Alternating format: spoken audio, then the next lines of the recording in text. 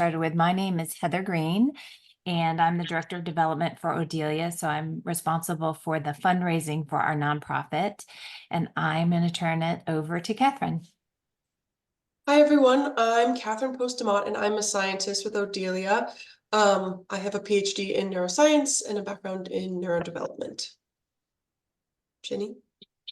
Hello, everyone. My name is Jenny Klein. I am leading the operations and program management efforts at Odylia.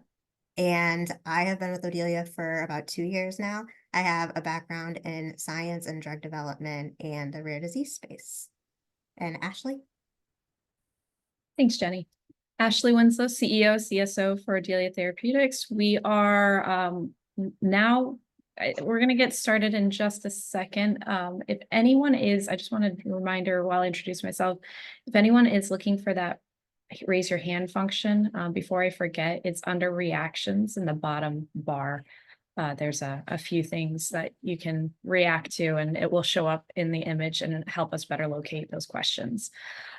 So Ashley Winslow, my background, I have a PhD in medical genetics. I've spent time in academic research, big pharma, spent much of my career in the genetic and drug development and genetic technologies space before joining Odylia, and much of that has been in the rare disease space and continues to be under Odylia. So with that, we'll go ahead and get started. Jenny, if you can go to the next slide, please. We wanted to start off, I'm hoping everybody is aware and heard the really exciting news that we did receive a grant from Foundation Fighting Blindness. This is the TRAP award, and it's for $1.5 million to support this RPGRIP1 gene therapy and its further development towards clinical trials. So we'll come back to this in a few minutes and tell you a little bit more about what this covers, where this takes us.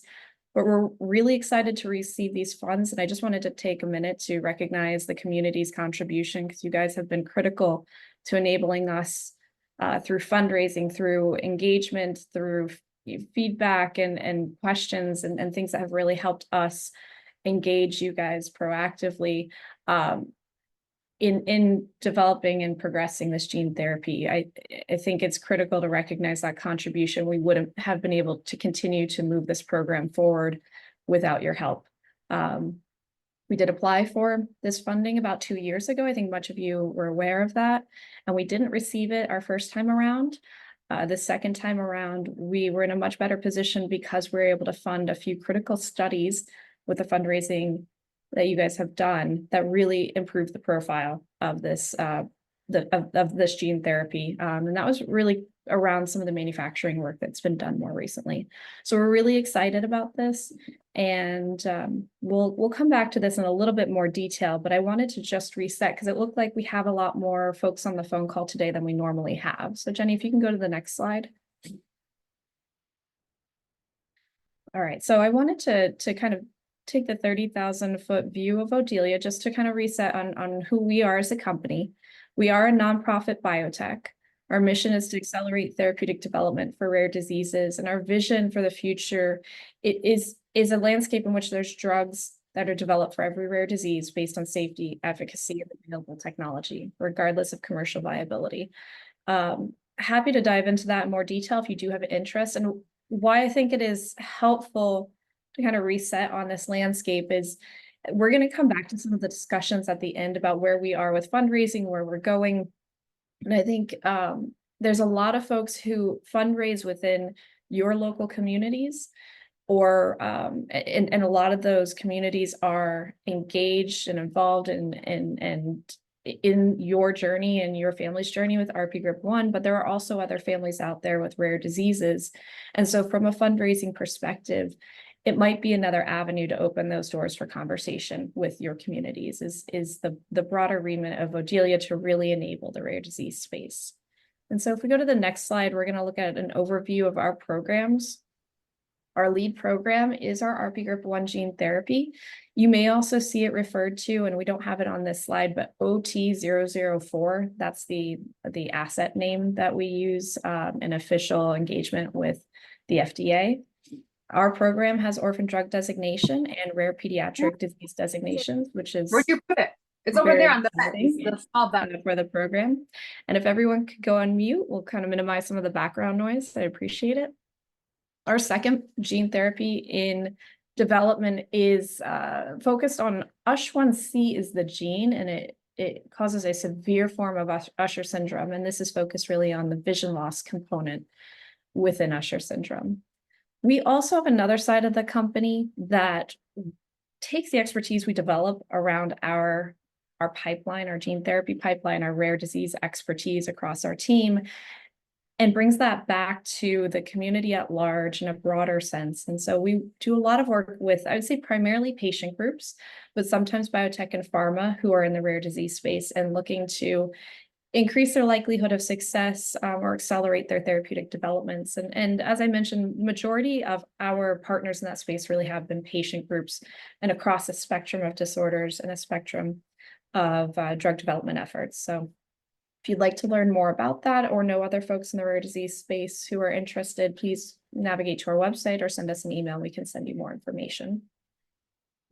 All right, so with that, I wanted to kind of point to where we are for RPGRIP1 in the development life cycle. So at the far right, you'll see clinical trials, and at the far left is our starting point with discovery and proof of concept.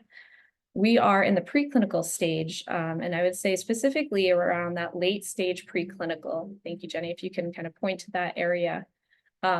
We are now in a position, both with fundraising with this community and with the Foundation Fighting Blindness new award that we received, to enter into some of the more expensive preclinical studies that you'll see in normal drug development. And these are around manufacturing and toxicity studies. So we're really narrowing in on those last stages of development efforts before we can progress into clinical trials. And if you'd like to move forward, Jenny. We'll dive into kind of this section specifically in more detail. So a little bit more about the TRAP award that we received. It is for $1.5 million over 2 years. Funding began May 2024 with our announcement. It's planned to last through 2026. And it primarily, these funds primarily support next steps in manufacturing and safety testing for our RPGRIP1 gene therapy. Next slide, Jenny. All right, I'm going to hand this off to Heather. Let me know if you need me to jump in on anything, but she's going to walk through fundraising to date, and we'll also then segue into plans going forward. Oh, Heather, I think you're on mute. I was on mute. Great. Thank you, Ashley. So many of you have been on webinars with us in the past, so you are familiar with some of the fundraising that's been done, but I wanted to give you a little bit of a review. We started in 2022 with some fundraisers and very generous donors who helped raise, you can see, about $140,000. And we raised more last year, and of course, we're hoping to raise even more this year. I often get asked if the $100 donations or the $1,000 donations make a difference. And the answer is yes, very much so. Ashley alluded to that the fundraising that we did in the past years helped us get to the point where we were able to receive the FFB grant. It's very important. So everything that we raise is vital to the program and moving it forward. Things that folks have done from donations and getting matching gifts from their companies, which is huge because that obviously doubles the donation. The folks have organized fundraisers at restaurants. Many of restaurants in the United States will hold community nights and let you get a portion of the proceeds of the sales for that night, and you encourage people to go. We had someone send out emails on Rare Disease Day in February this year to their friends and family, and that helped raise money. Someone has an Etsy shop, so raffles, football tournaments, soccer tournaments. There's a variety of ideas that people have done in their communities, and all of that together has led to the fundraising that we've been able to achieve, which is has been great, and every little bit does make a difference. So it doesn't have to be the giant golf tournaments that or galas or things like that. It can be community-based events that really make a difference. So, and already this year we've raised $14,000. So that's more than we typically raise to this point of the year. So that's exciting as well. Next slide, Jenny. Oh, this is Ashley's slide. Yeah, I think this is Jenny's slide. If Jenny, do you want to walk us through Yeah. in more detail where we are again in that kind of broader landscape? Now we're narrowing in on the next set of activities and what we've accomplished to date and moving forward. Yeah, absolutely. So I want to highlight a few milestones for the history of the program. So back in 2021, we did receive orphan drug designation and rare pediatric disease designation for the RPGRIP1 program. And those were huge regulatory milestones to get the program to where it is today. We also established our clinical advisory board and our patient advisory board, and we have been working closely with both of those boards over the past couple of years to establish our clinical trial plans when we get to that phase for the phase 1 first-in-human trial. They have been integral in helping us putting that plan together, and that plan will be going to the FDA for them to take a look at.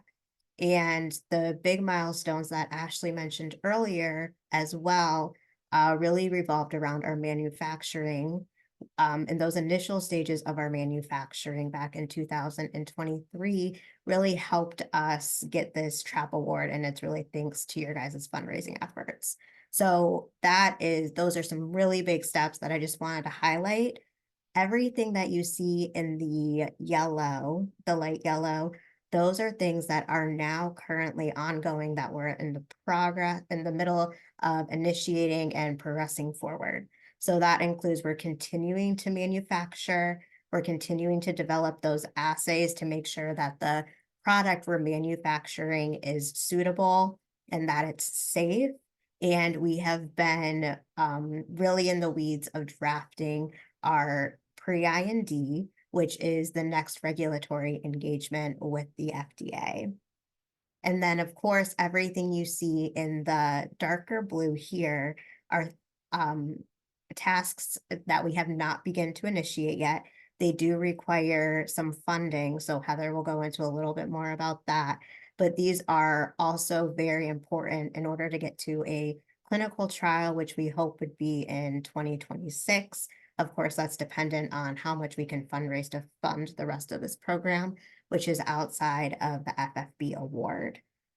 So I'm happy to answer any questions as those come through, but I will probably hand it back off to Heather to talk about some fundraising. Before you switch the slide, I just want to reiterate to how grateful we are to everyone who has supported our fundraising, because we are only to this point and have accomplished so much because of the support that we've received over the last 2 years. So really, we just want you to know that we are truly, truly grateful, and it's exciting to see some significant progress, big jumps being made now because of what we've been able to do the last couple of years. Okay. Heather, do we want to pause and see if there's any questions about the program progress and just kind of the science and operational side before we jump into next parts? Tony has a question. I wanted to ask about an early slide that you had up, Ashley. Usher syndrome was mentioned. Is that the other principal thing that you all work on in addition to RPGRIP1? Yes, that's our second gene therapy in development. It's further behind this program. It's what we would call still more maybe early preclinical stage, maybe late early, kind of an intermediate. But yes, that's another program. Annie, can you hear me? I wanted to ask Ann if there's a foundation that was started by a Notre Dame alumnus whose name I cannot remember at this moment, but I think he has 2 children with Usher syndrome. We've been trying to get in touch with him, and we haven't yet succeeded, but we're hoping to be able to. And if you know, I didn't realize that you all were involved with Usher syndrome, because I believe that's what his children have, and we're hoping he might help with RPGRIP1 as well. So that it's helpful to know that. Thank you. Right. Yeah, I mean, Was it Usher syndrome? If it was a different type of Usher syndrome. Okay. But I'm yeah. gonna have to ask Phyllis. She's at the clinic today and can't yeah. be on the webinar, but Phyllis will know the difference. I'll ask her. Thank you. Yep. Yeah, and I mean, I think it's worth just commenting that, Tony, you bring up a good point, because this is something that we're often talking to the RPGRIP1 community very directly about this program. And that's why we wanted to take a step back and just talk about Odylia from the broad sense, so you could get to know some of our other programs in case it's relevant. And what I've worked in the rare disease space directly with patient groups for over a decade now. And there's a lot of synergies and there's a lot that can be built off of. And the hope is that what we are able to accomplish with RPGRIP1 can be helpful for our next program and hopefully save each successive program time and money moving forward. And so the more we can talk to other folks, whether it's in the RPGRIP1 space or Usher or other rare diseases, if there's introductions that you folks have on the phone call that you think might be helpful, please feel free to reach out. You know, we love engaging the rare disease community, and sometimes what we've learned from our side, it can be helpful to them and vice versa. So I appreciate you bringing that up, Tony. Actually, this is Tom Peckel. I was just curious, the AAV8 vector that we're pursuing for RPGRIP1, is it also applicable to this Usher syndrome strain? Yeah, so we are using ANC80, ANC80, and that is the same, for now, the same vector we are using with the Usher program, our second program.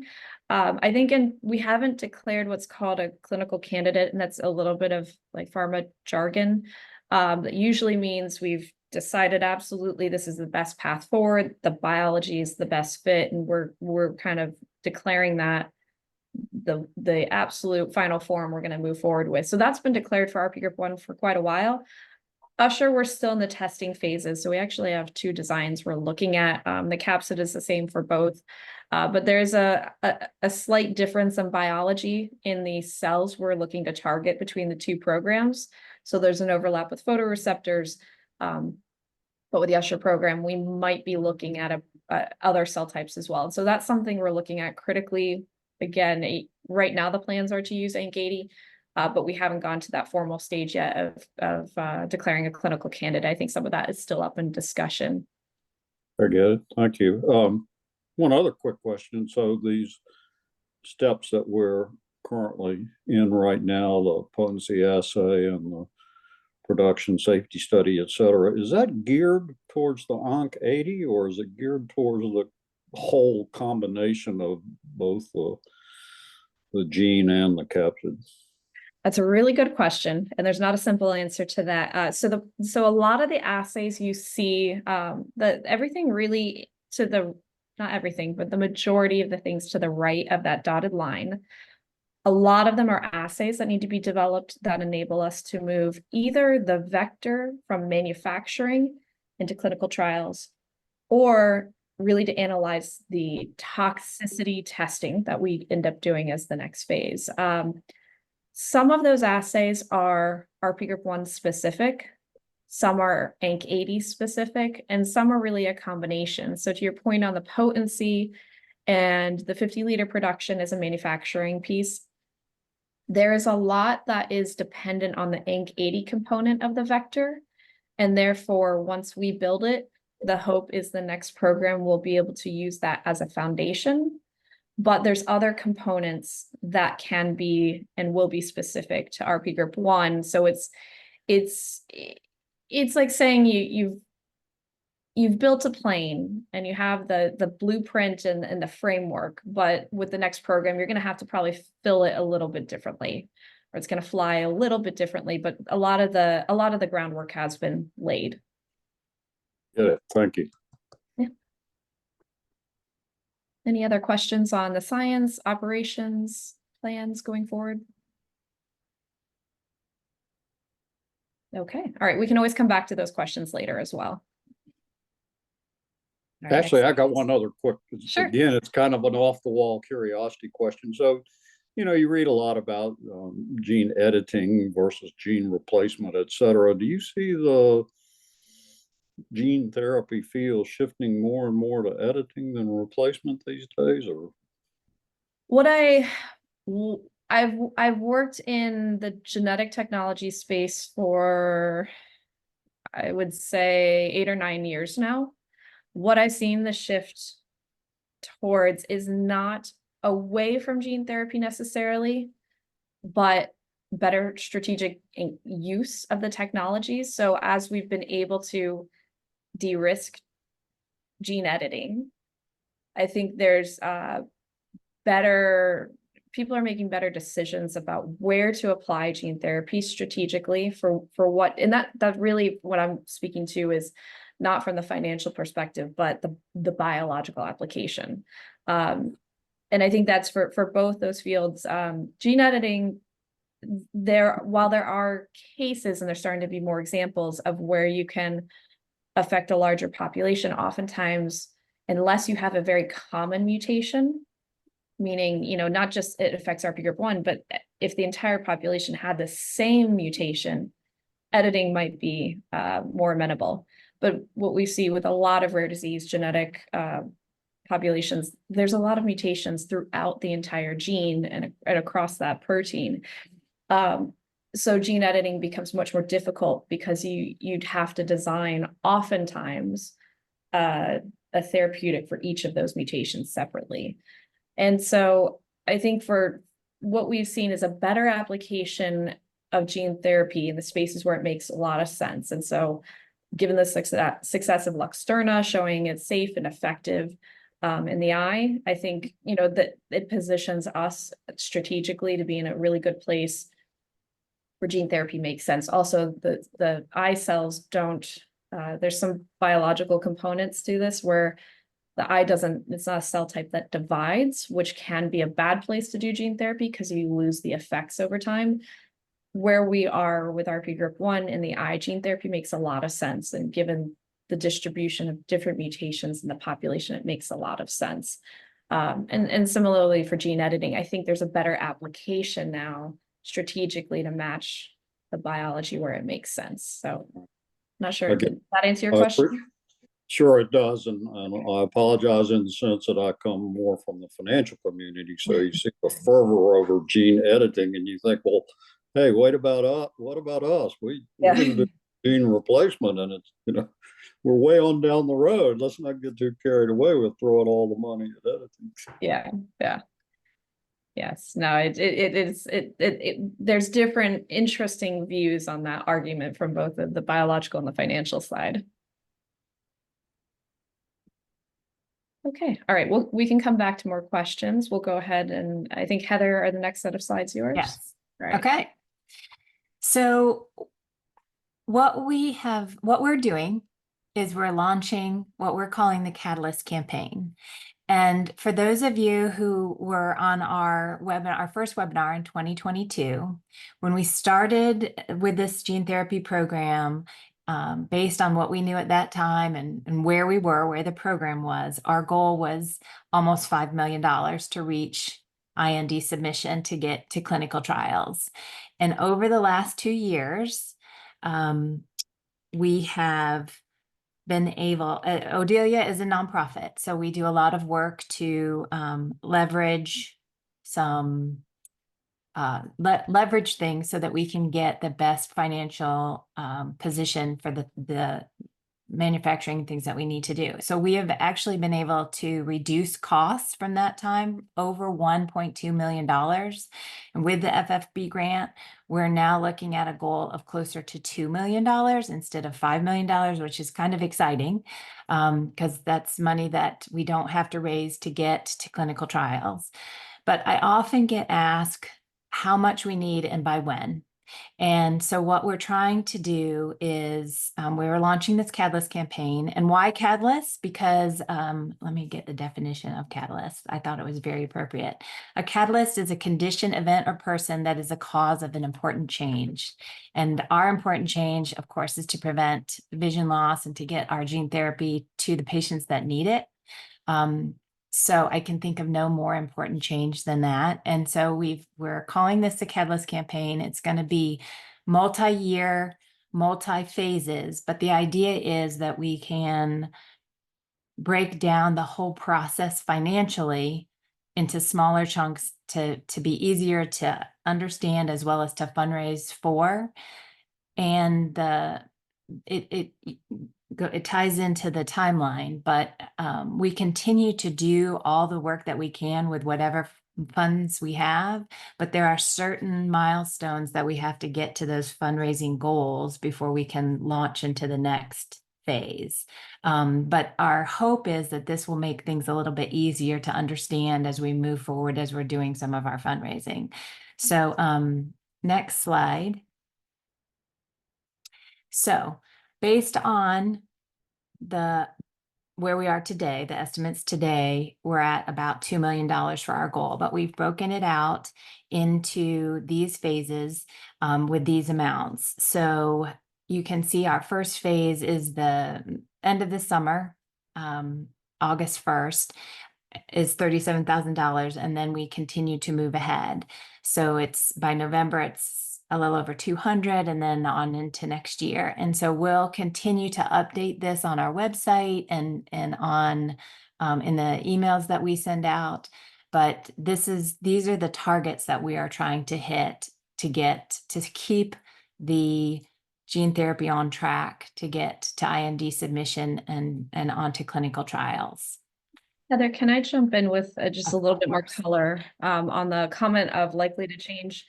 Odylia spends quite a bit of time negotiating with our strategic partners. And when I say that word, I really mean primarily the vendor space when it comes to RPGRIP1, the organizations that run the toxicity study or the assays we're looking to develop in our next phase.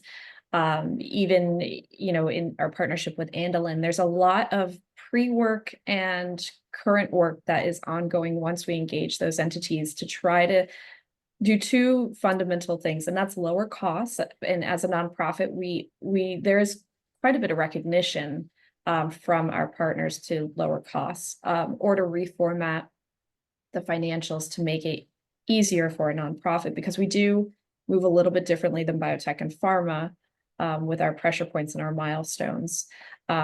And also that affords us a little bit more flexibility in how we can work with partners. And so the comment on this slide of likely to change, the timelines that Heather's built out are really built on us being able to move the program forward without stall points. Science is not always linear. We always like to make nice linear roadmaps, but it can be messy. There can be changes, things can arise. But even in the best of situations, we're trying to hit these points to keep the program moving as quickly as possible towards clinical trials. We know these goals can be daunting, but I do think we can hit a lot of these, and I think it's about having a broader conversations. And if there's ways you want to engage us in that directly, we're very happy to with your community. And just remember, if we're likely going to revisit these numbers, they're going to update, they're going to change. And the hope is that they come down because we're working with partners who recognize our pressure points as a nonprofit and the communities we represent and work with.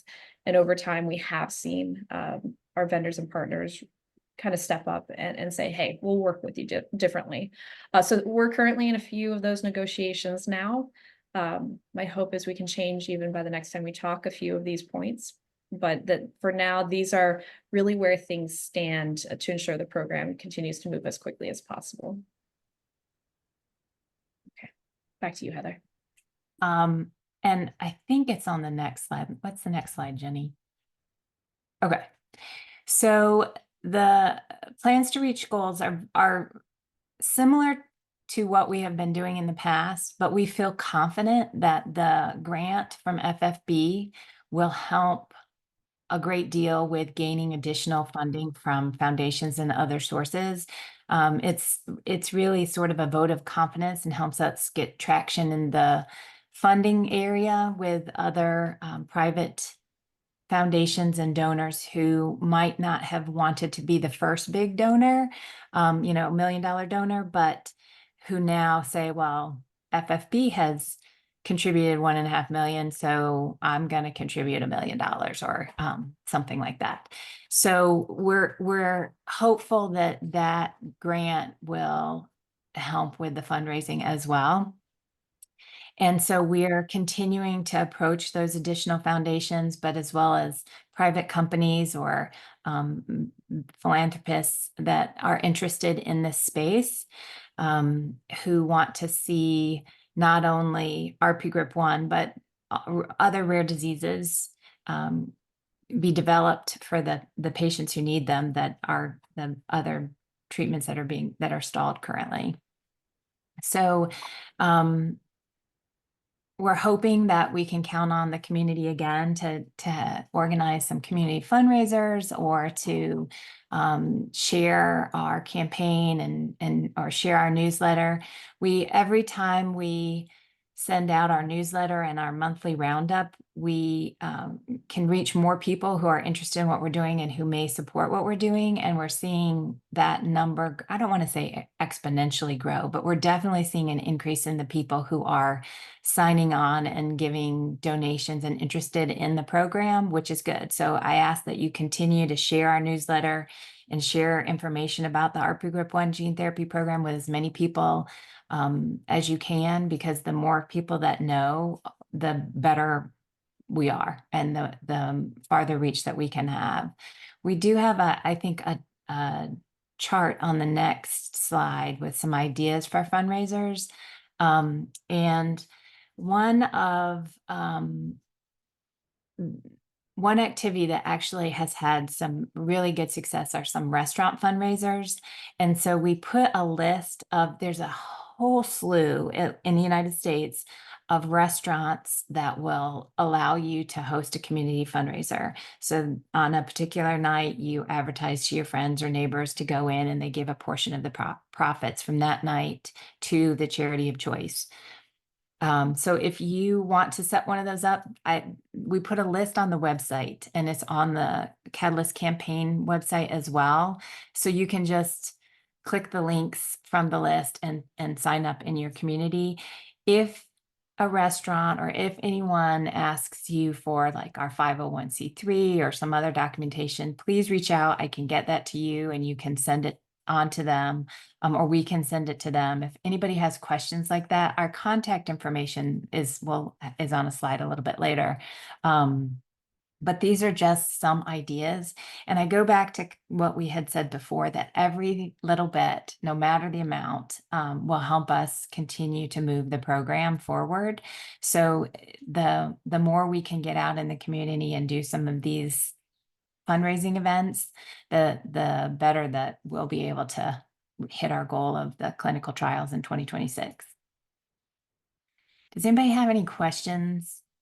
We've shared this slide before, and I think some of these are, I know these are also listed on the on our website, on our Get Involved page.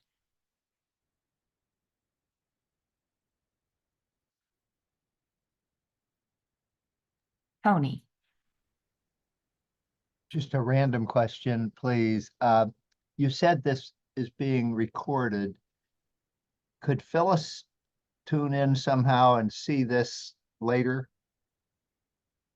Is there a way to do that? Yes, we typically post these in a couple of days on our YouTube channel, and Okay. that and all the previous webinars are there as well. Okay. And So yes, she'll be able to see that. She has patients all day today, but she was very much interested in being on. So that'll be great. Thank you. Yeah. I'll grab the YouTube link for those who don't have it and put it in the chat momentarily, but we do have, I think, almost all of the previous webinars posted as well. I think.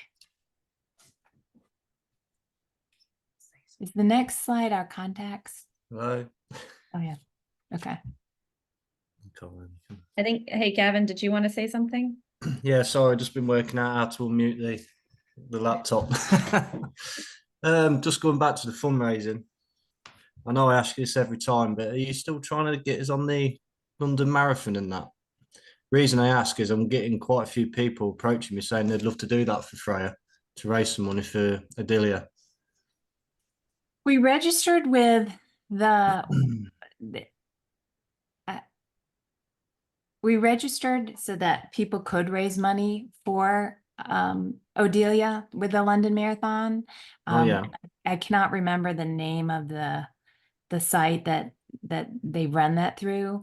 We have not been successful at getting an entry that we could then give to somebody to raise money for the marathon. So there's kind of, from what I've been able to discover, there are two different avenues. There's getting an entry, which we have not been successful at, and then there's the signing up for the fundraising. So if someone already has an entry, then they can raise money for Odylia. Yeah. But I know that the tough part is getting the entry. So yeah, I mean, if you're just doing it just to get registered, you have to do it in certain times, and that's why without my running speed, to be honest. So yeah, it's just hoping we can get a place. So unfortunately, if it's not working that way, yeah, that has proven to be yeah, I appreciate that. Yeah, difficult. I mean, I did a run for Fight for Sight before. Obviously, it was on my first Zoom meeting with you guys. I could possibly do a deal with them again to get a place, because they'd give me a place if I raise money for them as well, you see, and probably just split it down the middle like I did. I've done that for them before, so I might look at that avenue again then if it means raising some money. Right, that would be great. And if we Yeah. can help with that, all of the people that we talked with at Fight for Sight, I think it was maybe a year and a half ago. I don't believe Yeah, I if think any of them are there. we had one on my very first meeting with you when I did my Zoom meeting. Right. Yeah, so they always said they'll always help any way they can. So Right. I'll probably look at that avenue again then. Great.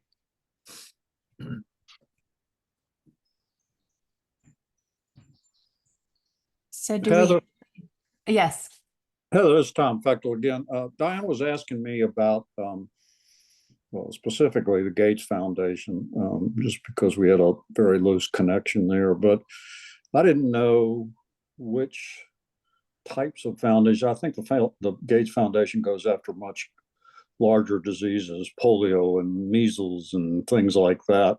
Mm-hmm. But is there a list? Maybe it's people you've already gotten grants from of the types of foundations, or even preferably specific ones that might be candidates for approaching for something as rare as what we're looking at. Right. That's a great question.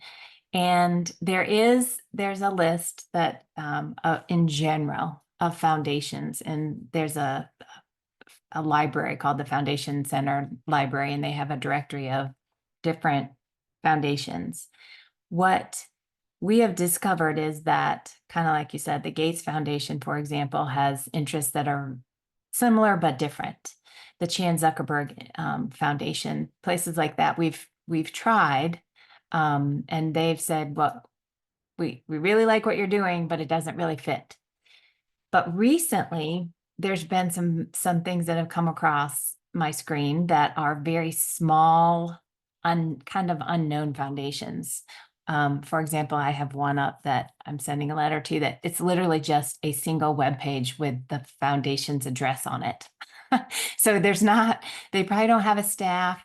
It's not really big, but somebody I know sent it to me. So it's one of those that if you look for them or like read about something in your local paper or know people who are in that private wealth industry who may have folks that they know that have private foundations. The other thing that is huge right now and only growing are what is called donor advised funds. And those are sort of foundation-esque, but they're basically like mutual funds that people have with private wealth firms, but there's not a way to contact them. A family Right. I'm real Right. familiar with them. Right. And that's, So- the needle's in the haystack somewhere, and I can barely see the haystacks. Right. So what we, the more wealth advisors that we can let know about what we're doing, we feel like eventually we will hit on that person who is looking for or is interested but just didn't know where to contribute to support. So it really does matter. The more people we can talk to and share information about Odylia and the RPGRIP1 Gene Therapy program, the more possibility we have to reach some of those people who would be interested in making a gift. I'm saying non-traditional, but with foundations, typically, they list what they're interested in. You send them a proposal and they tell you yes or no. But these donor advised funds, it doesn't work like that. So we have started trying to reach out to some of those advisors as much as we can to, they're not technically allowed to promote one nonprofit over another, but if somebody came to them and said, I just really want to do something in rare disease, and they knew about us, they could connect them with us. So it's vital for us to just tell as many people as we can about what we're doing. Understand. Thank you. The other third thing worth mentioning, Heather, is I think you had on your slide roundup as an idea, the register. So we are working Yes. on we've technically initiated a campaign around, I think we're working on the name right now, but to try to we're basically trying to find different routes to engage the community, the broader community. So outside of just RPGRIP1 and outside of just rare disease, but how do you get folks interested and engaged who maybe don't know much about rare disease or don't know if they're affected in their family? How do you get folks interested in this obstacle, kind of this business problem obstacle that we face in the rare disease space? And so we are working to try to roll out a campaign to engage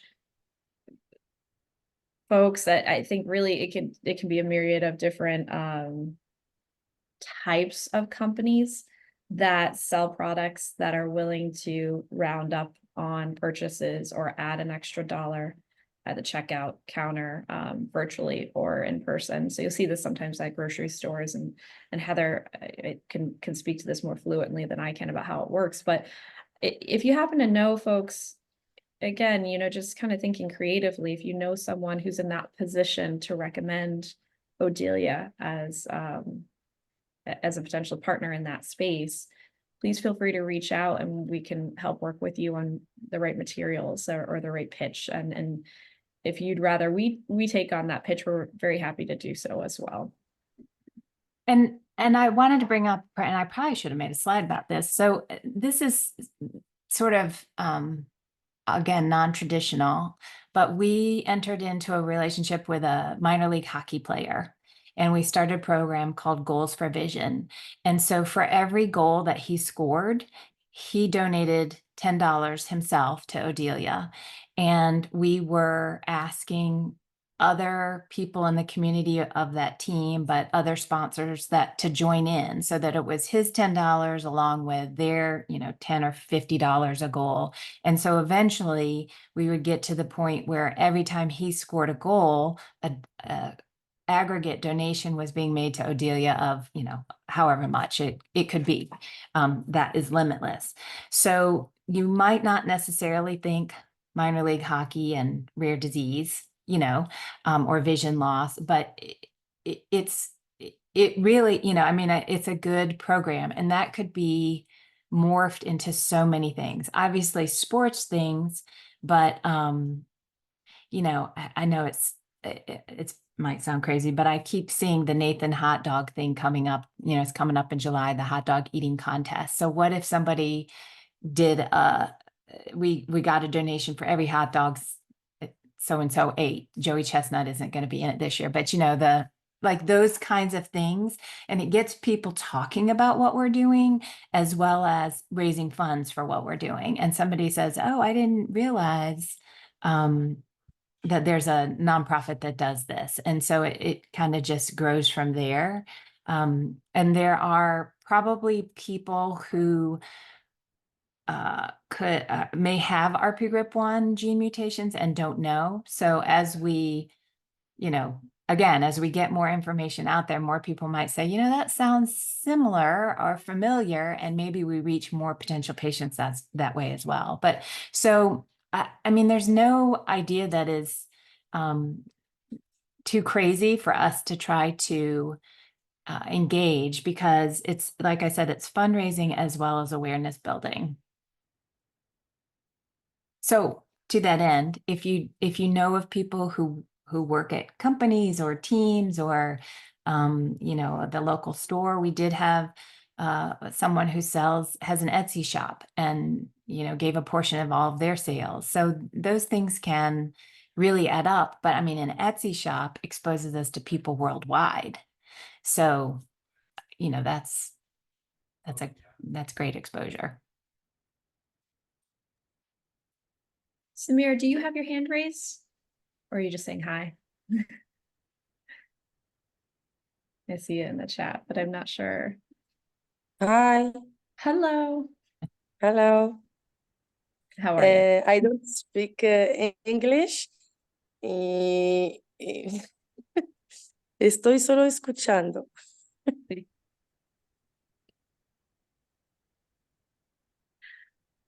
All right, Samira. I am Samira. I am Samira. Hi. No worries. How are you? Good, good. How are you? Pues yo también. ¿Tienes Gracias. una Thank you. pregunta? ¿O solo escuchando? Solo escuchando. Si me entiende, estoy escuchando y para que sepáis que estoy en la reunión, pero cuando llego a casa voy a hablar con mi hija, porque estoy trabajando, no tengo quien me traduce en reunión. Y por eso estoy muy preocupada. Quería saber lo que estáis diciendo, pero no he podido porque no entiendo nada de inglés. Y estoy grabando para que mi hija en casa me lo traduzca y poder entender lo que estáis diciendo sobre el tratamiento. Okay, I'm gonna Quería saber. I'm gonna try to say this back in Spanish, but I'm not as fluent as I used to be. I wouldn't say I was ever fully fluent, but tenemos un YouTube channel, está en el chat, y los capciones translate. I don't know how to say it. We'll post soon. Y tienes otras preguntas. Tengo pregunta ¿qué es la novedad? ¿Hay novedades en el tratamiento para este gen? ¿Lo vais a empezar o aún no? el ensayo clínico, ¿lo vais a empezarlo o no? ¿Cuándo empezar clinical trials? Eso. Sí, our estimate, we hope, I'm not quite sure about the Spanish translation on that. It's been a while. In 2026, 2026. En 2026, vale. Sí. 2026. Vale. Y tenemos suerte para participar, la niña, mi hija, tiene suerte para participar en porque yo estoy sufriendo mucho y estoy haciendo todo lo que puedo. Yo no hablo inglés y estoy trabajando y siempre busco y hago todo lo que puedo para que mi hija salvarla y salva sus ojos, porque vivo una vida muy, muy triste por lo que ha pasado a mi hija, en serio. Y estoy intentando desde muchos años estoy muy interesada de este tratamiento y siempre intento mucho. Sí que no hablo inglés, pero soy muy intentar mucho para llegar a esto. Espero que mi hija también tiene suerte y participa y salváis sus ojos. Y esto. Okay, I'm gonna answer mostly in English because I think a lot of the folks on the phone calls probably on this Zoom probably have a lot of the same questions. Samira, dame tu correo en el chat Vale. y Vale. Ahora mismo te después lo voy a enviar en chat. Sí, ahora mismo te lo voy a enviar en chat. Ahora mismo. So Samir's bringing up an important point. This is true about most of the rare disease community broadly. Patients are all over the world. I think our patient advisory board's a really good example. The folks on this phone call, we have folks from many, many different countries speaking many, many different languages. When we get to a clinical trial phase, for gene therapy, we are often, hey, Catherine, do you mind grabbing Samira's email and we'll follow up with her. So with gene therapy, with rare diseases, we're in that context running clinical trials a little bit differently. We're usually doing, and what we will currently plan for the clinical trial, although it may change, is a single site. The country has not been decided for that site yet. We really wouldn't lock that down until much closer to a clinical trial. We've looked at actually, US, ex-US, it really can depend on sometimes the expertise of a clinician because we're talking about a surgical intervention. So we need to be working with experts in that area, capacity and access to patients. That being said, oftentimes for these types of trials, we are flying patients in. So even though we conduct it in, let's say, the US, Canada, Australia, Spain, wherever it might be, we're often flying patients in. We'll both pull from a local pool of patients, but really it does become an open application process for everyone at that time. So if it's in a country different from where you live, you might be able to fly in. It really just kind of depends on whether you meet the trial criteria at that point in time. We do have a draft clinical trial plan, and mainly a huge thank you to our clinical advisory board and our patient advisory board for working with us on that to pull that together. And that is for discussion initially with the FDA to get feedback on whether they agree with that trial plan, whether we have to rethink that. That has been hugely helpful, and we really appreciate funding has really helped us kind of keep that clinical development piece going, and we were able to focus on that early on. As far as if folks are having any problems with understanding where we are currently, because we're mostly speaking in English and English isn't your first language and maybe you don't have access to translation services, please reach out. Maybe Catherine, you can recopy our info email. If you have any questions there, oh, sorry, actually it's on the slide in front of us. You have all of our emails from the team. We have our info email. YouTube, I think, allows for translation of the subtitles that are usually posted. So you could try that. And if it's not always perfect. So if there's understandings that you're missing or anything else that you feel like you don't fully understand, please feel free to reach out and we'll do our best to kind of bridge that language gap.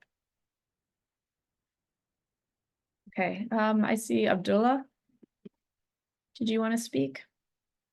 Hi, everybody. Thank you for the great initiatives. I've been following actually the program since 2021, actually.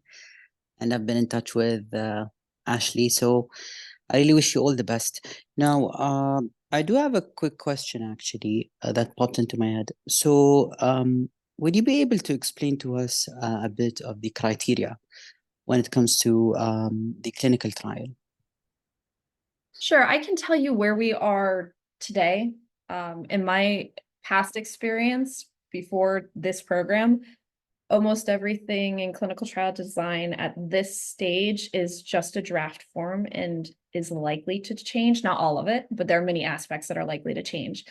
Where we are now in our clinical trial design is so if we were to ultimately run a clinical trial in the US, we would be looking, this is FDA terminology, we'd be looking at a phase 1/2 trial. And the point of that is in the gene therapy space, and again, in the rare disease space, we have the ability to run a phase 1, which is focused on safety, and that's where you initially have to test first. And then because it's gene therapy in patients, we'll also be looking at efficacy over time. We will be doing we're currently planning to do a 2-dose escalation study. And that's pretty standard. Usually it's 2 or 3 doses that you have to initially start at a lower dose. And then if things look safe and are moving forward, there's no safety concerns that arise at that point. There's usually a review board that will look at that and give that determination. Then it's moving on to a higher dose. Both of those doses are thought to be effective. The thought is the higher dose would have a larger potential for efficacy.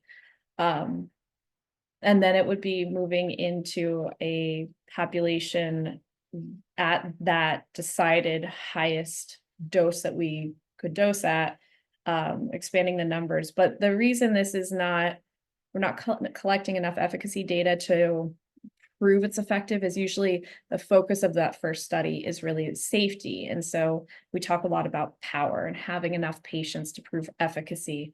It's usually easier. You need less patients to prove the safety. Proving efficacy can take a much longer time and many more patients. So that first trial will focus on a 2-dose escalation, a small enough population that we can kind of quickly get an idea. We'll declare, a safe dose. We won't be able to declare ultimately an effective dose, most likely. That will be a phase 3 trial. That's a fairly standard process. We'll also be focused on and this is really subject to conversation with either the FDA or whatever country's regulatory system we end up operating in first. We're focused right now on an adolescent age group for initial dosing. And the reason for this really came from discussions with the clinical and patient advisory board around a risk benefit profile, and being able to detect a change in visual function as quickly as possible.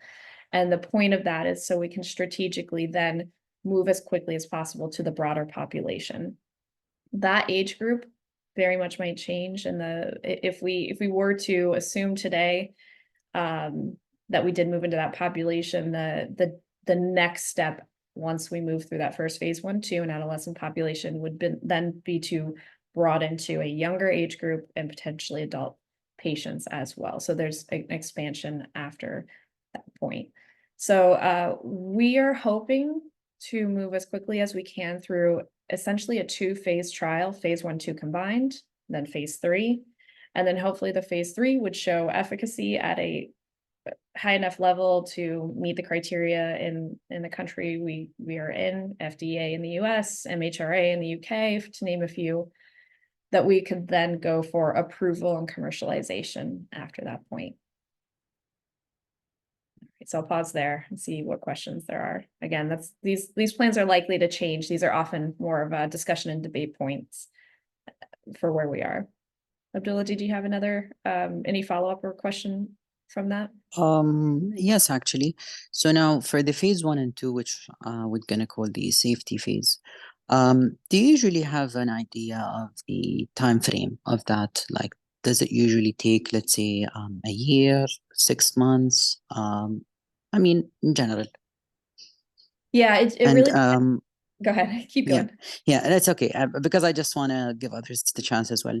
And now, after the fundraising, assuming you were able to raise the funds earlier than expected, does that mean trial could start earlier than 2026?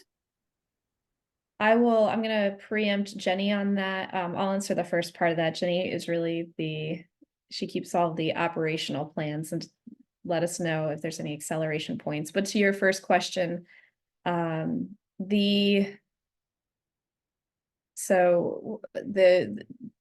through the phase 1-2,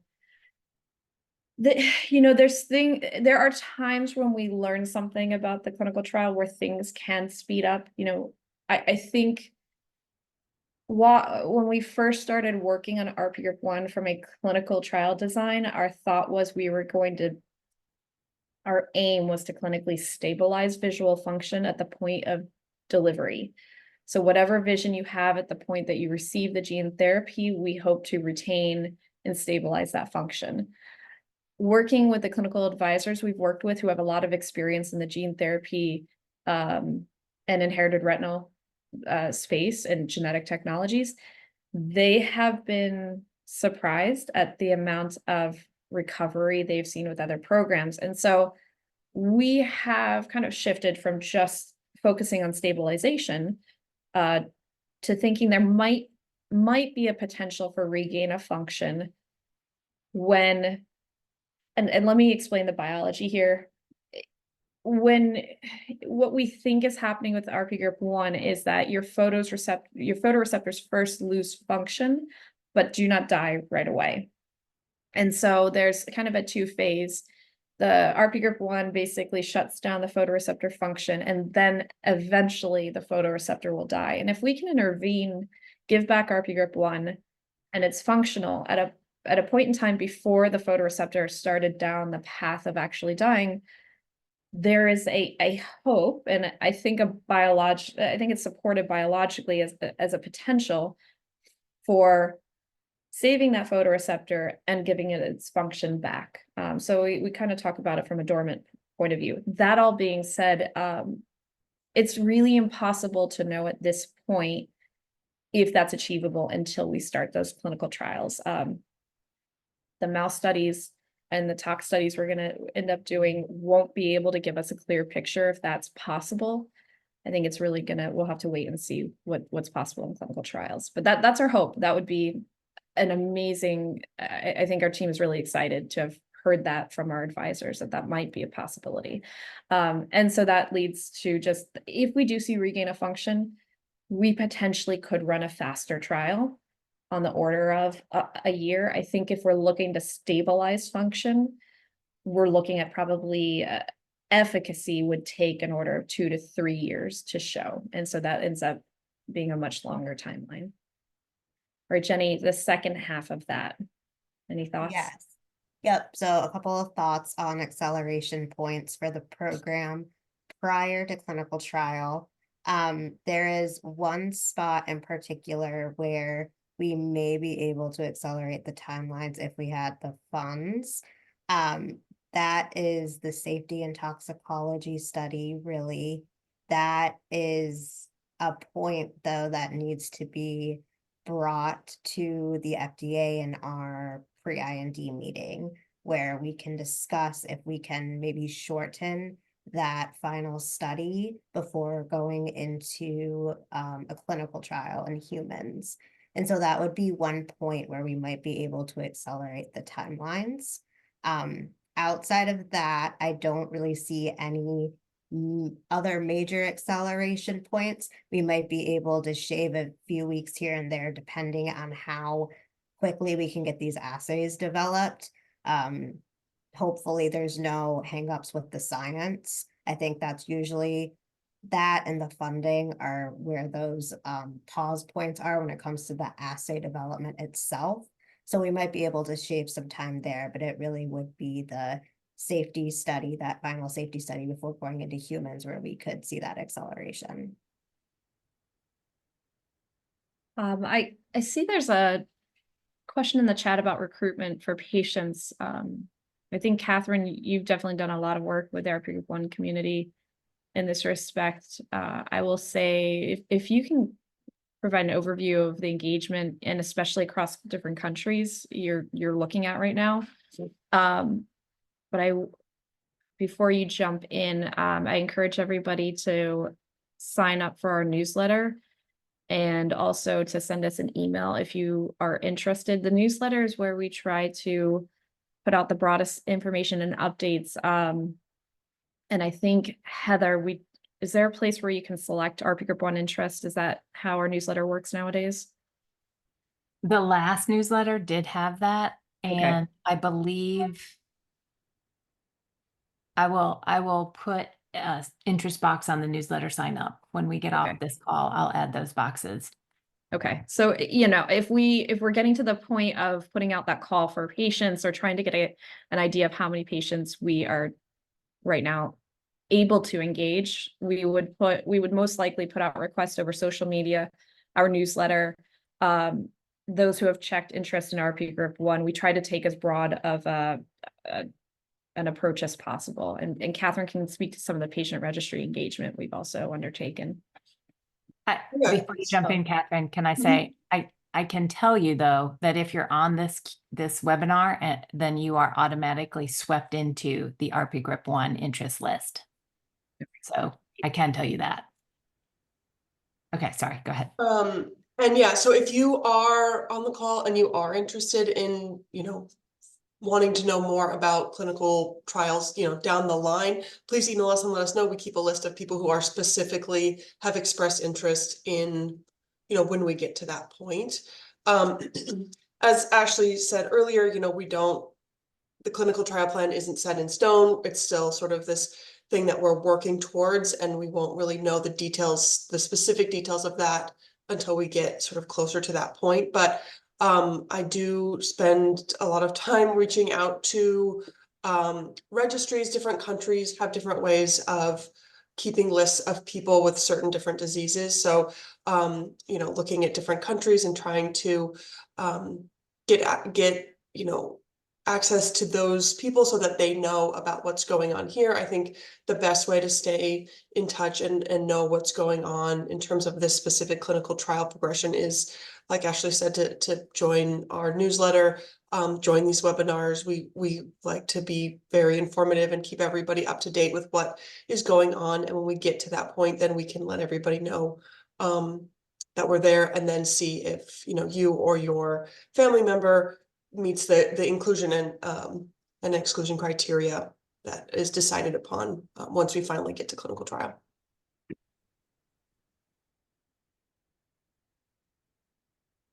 Thanks, Catherine.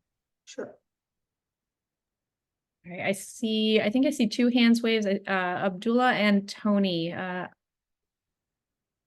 Tony, you're unmuted. Do you want to go ahead? Yeah, I just wanted to ask on that last point that Catherine made, as you accumulate numbers of patients in different countries, does that help foundations decide perhaps to be more likely to help fund RPGRIP1 research because there are more and more patients identified who have the condition? Yes, absolutely. And Heather, you can speak to, especially in our grant writing and foundation engagement efforts. Yeah, the impact that we can make, the lives touched, is a big part of the grant applications that we send in.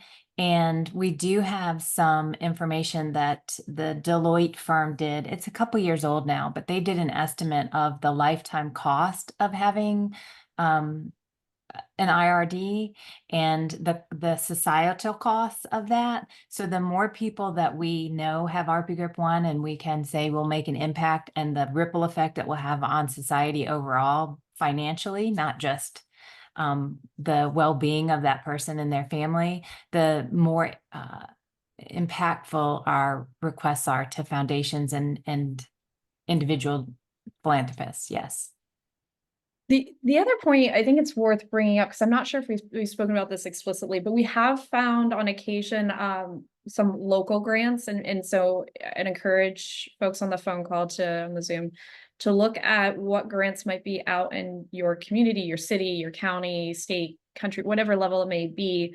If you can show that individuals within that community are impacted, sometimes there will be grants available either to the person, the family, or an organization that is helping that family. So that, you know, to your point, Tony, the more people we can identify who directly we are able to engage and impact, it does help in a lot of different ways, we found. I think we can get kind of creative with that. Good question. Are there any other questions on the phone, on the Zoom? I don't think I see any. So if that's it, I think we'll go ahead and close out. We've run over today, which is great. It's always nice to have things to talk with you guys about and know you're interested and engaged and you have questions. And I apologize. I wish we spoke a lot more languages, because we engage quite a breadth of different countries and cultures at this point, which is wonderful. And I did see an offer for someone to help with Portuguese. I think that might be something we should start collecting. If there's folks within this community that can help with translations, that would be wonderful and very much appreciated. So please feel free to email us at the info box, info@odylia.org, if you might be able to help with that. My Spanish is not fluent and it's been a very long time, so I can only get so far. We do use Google Translate to an extent, but I appreciate everyone's time, your support, your ongoing support. And please feel free to reach out with any questions, and we'll hopefully talk to you all soon. All right. Bye.